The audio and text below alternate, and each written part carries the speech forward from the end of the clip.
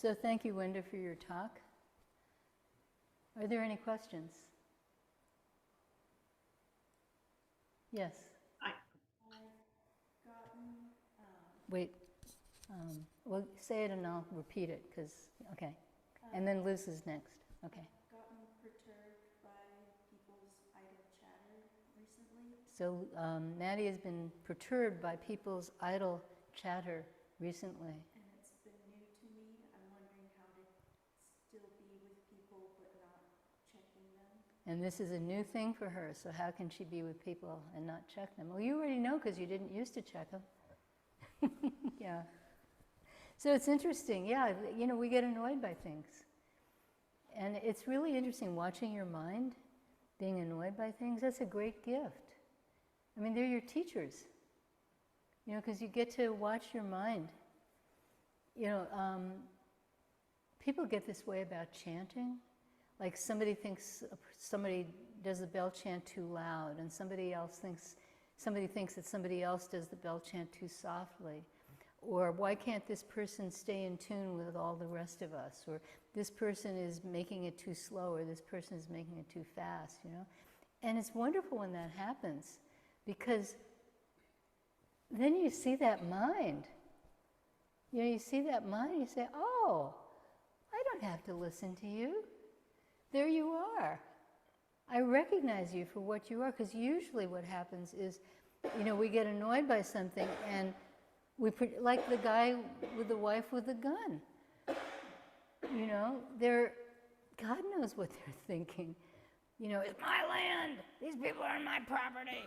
You know, like that. And then, like, instead of saying, oh, that's interesting that I'm annoyed by this car that's sort of parked near my property with this kid who's sick, that's interesting that I'm bothered by that. It's kind of silly that I'm bothered by that. It's really interesting. Oh, look at that mind. Instead of like, you know, these people, look at what they're doing. You know, instead of looking. So yeah, so your mind says, oh, these people, idle chatter. What an interesting phrase. This idle chatter is going on. I hope nobody's doing that on this retreat, right? This idle chatter is going on. And this idle chatter is a bad thing. And these people doing this idle chatter, that's a bad thing, you know? And it's all focused on them instead of, oh, wait a minute. There's no such thing as idle chatter. You make it idle chatter. Maybe for them it's really important. Maybe that's the way they, you know, communicate. I grew up in this family where my parents, my aunts, my uncles, my grandparents, the way you expressed your love was you yelled at somebody. You know, if you didn't yell and you didn't disagree, then they'd feel they weren't being noticed. So, you know, it was really, really interesting. So that was like their love language. They had this love language. So being yelled at was like their love language. It was kind of amazing. And they yelled at each other like my mom's siblings. They yelled at each other, and their mother yelled at them, and they all yelled all the time. And that's the only way they knew to communicate, you know? So you could say, oh, this yelling is so bad, but that's what they did. And if you go to New York City, where I grew up, and it really is like that. People feel they have to disagree with you, because if they didn't disagree with you, you would think you were not heard. They tell you that they were listening to you by disagreeing with you. And I didn't realize it till I lived away from New York for a long time. And then I went back and I noticed, why is everybody disagreeing with each other? Oh, because if you comment on what I say, then I know you've heard it. And how do you comment? Well, you comment by disagreeing with it, you know. So, yeah, so your mind makes idle chatter. To them, maybe that's how they need to relate to each other. You know, there are all these sociological studies about gossip. You know, that gossip actually serves a social function. We're not supposed to gossip. That's one of the things in the temple rules, and gossip is incredibly destructive. But it also plays a certain social role. So it's really interesting, yeah. So I'm very happy for you that you have this wonderful opportunity to see your mind. Okay? Thank you. Any other questions? I have a question. Yes, all right, Liz, you did have a question, yes. So in Wenda's talk, you know, she mentioned checking, you know, and and I understand during the retreat the importance of silence. Um, Yet on the other hand, I guess I don't understand checking because I thought, well, you wanted to make sure that the alarm wasn't set because, you know, she and Tom both have important functions, and so if they don't get to the Zen Center, things are kind of a mess. So wouldn't you really want to make sure that the alarm was set? And what if you didn't say, did you set the alarm? And the other person forgot, you know? Yeah. So I mean, it is that checking? Is it not checking? What's the definition of checking? And what's the harm in breaking silence to determine, are we on the right track? Do we have the alarm set? Do we have the alarm Yeah. set so we can get up and get to the Zen Center? So I'm really happy you asked that question because people don't understand silence. Because in fact, saying, did you set the alarm is silence. You, you know, people on the screen didn't see when it said she went, yeah, because it's functional. You know, silence means this thing. You know, it used to be like on retreats we would have notepads so people could write notes to each other so they wouldn't have to speak. There was a bad understanding of silence because people would write these long notes. You know, they were the little sticky pads and they'd write like 3, 4 sticky pads for one note. You know, all about like what you had to do about cleaning the bathrooms or you know, where you were going to sleep or, you know, whatever it was. People would write, that's not silence. Silence means that this mind is not imposing itself on anyone else. So we keep silence so that our thinking doesn't impinge on somebody else. So if you go up to somebody and you say, look at that beautiful sunset, you are breaking silence because their mind is someplace else. They are doing whatever they're doing. They're going through whatever process they are going through, and you have just derailed their process. So that's why we keep silent on retreats. It's so that we don't sort of kidnap other people's minds. We don't sort of steal it away and force them to think about the things that we are thinking about. But functional language is silence. I remember I was doing a 90-day retreat up in the Southern Rockies, this wonderful place, Dorje Kyungjang, and you have these little cabins, and it's really great. And I ran out of propane. So I went to the caretakers, and I knocked on their door, and I said, I'm out of propane. And they said, aren't you keeping silence? And I said, well, it is silence. I'm out of propane. You know, like they wanted me to write them a note and hand it. You know, like that's silly. That's no different than speaking it, you know? So language has to be very functional, very brief. You know, where's the broom? Over there. That's silence. That's not a problem. But, oh, do you know where the broom is? I really need to sweep over there, and I can't find the broom, and I looked over here, and, well, you have to go around the back of the building. You know, that's not silence. So silence means that your thinking is not impinging on anybody else. That's what it is. Being functional, you can say, set the alarm, and he can say, yes, I did, and you're silent. If you say, did you set the alarm? I'm worried about getting up in the morning, and if we, you know, that's not silence. And if he says, well, honey, you know I set the alarm. Don't you trust me? That's not silence. But did you set the alarm? Yes, I did. That's silence. That's not a problem. Okay? So thank you very much for your question, because that is a misconception many people have. So thank you. Okay. Are there any other questions? Yes.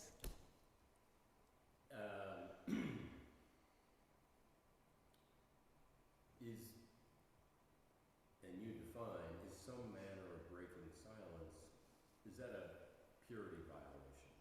A what, Baba? Purity. Okay, so Tom asked whether breaking silence is a purity violation. What is a purity violation? Making, you know, something impure. You can look it up in the sutras, you know. Yeah, so purity and impurity, that's a concern of the Theravada.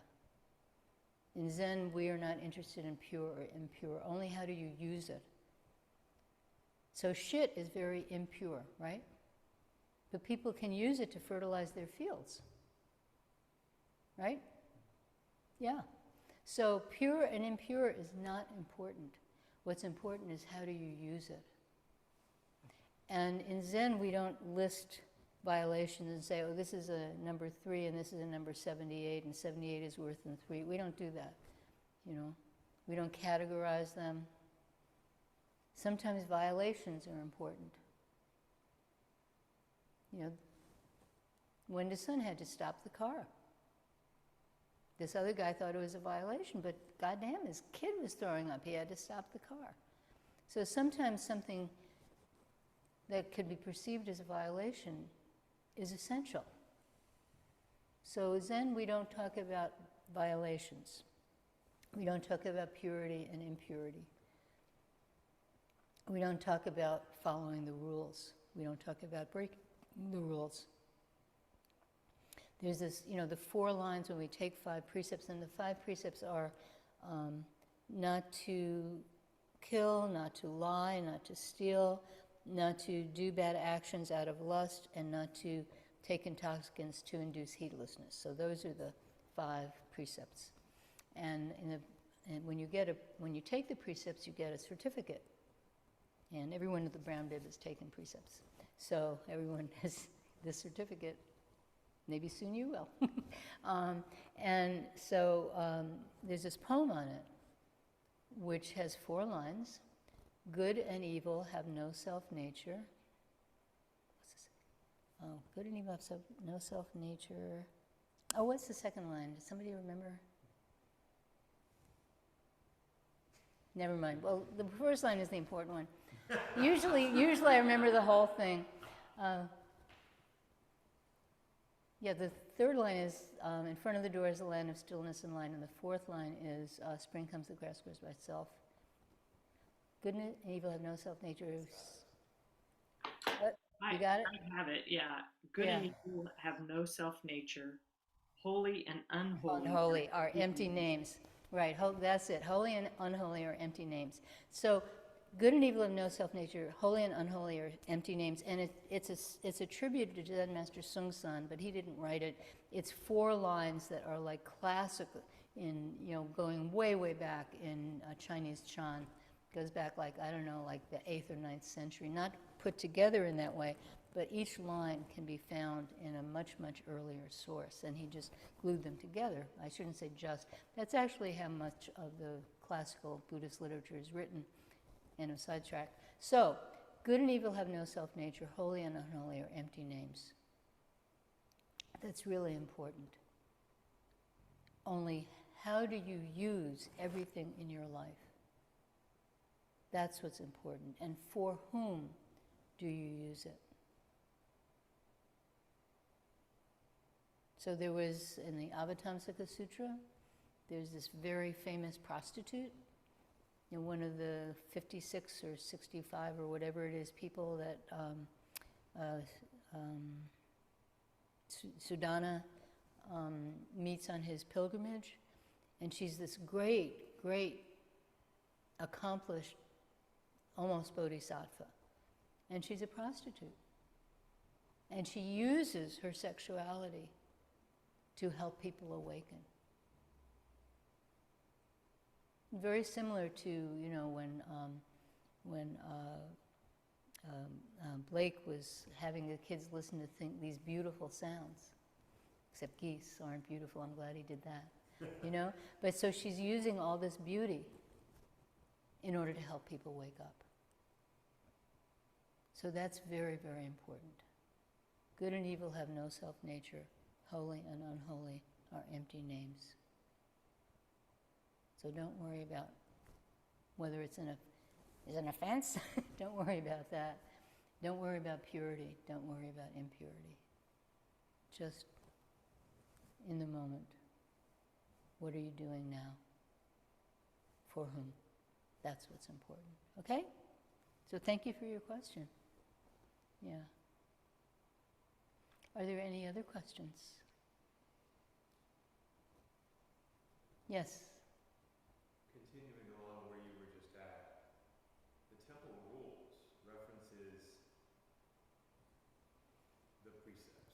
Okay. Is breaking them, or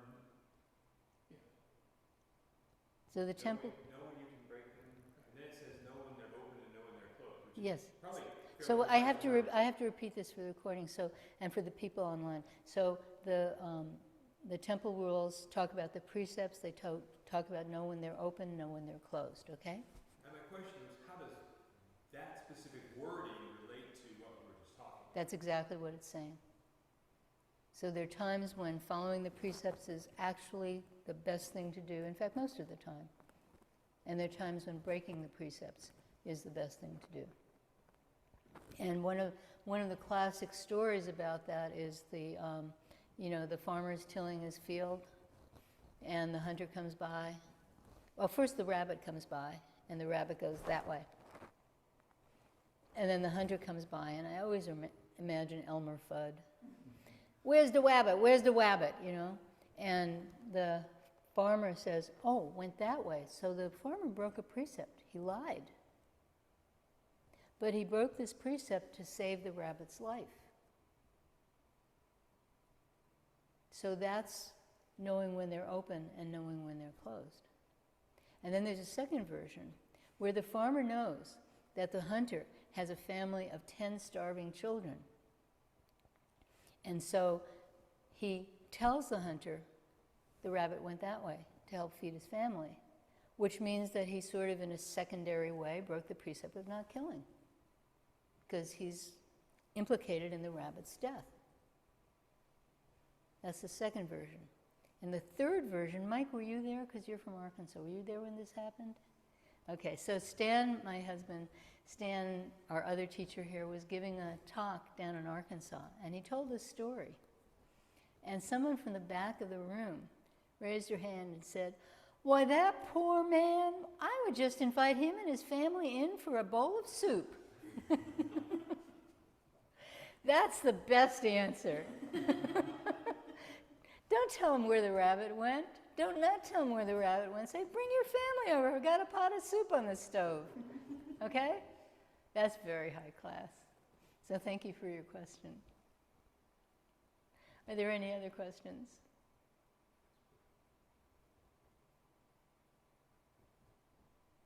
If there are no questions, we're going to start sitting again.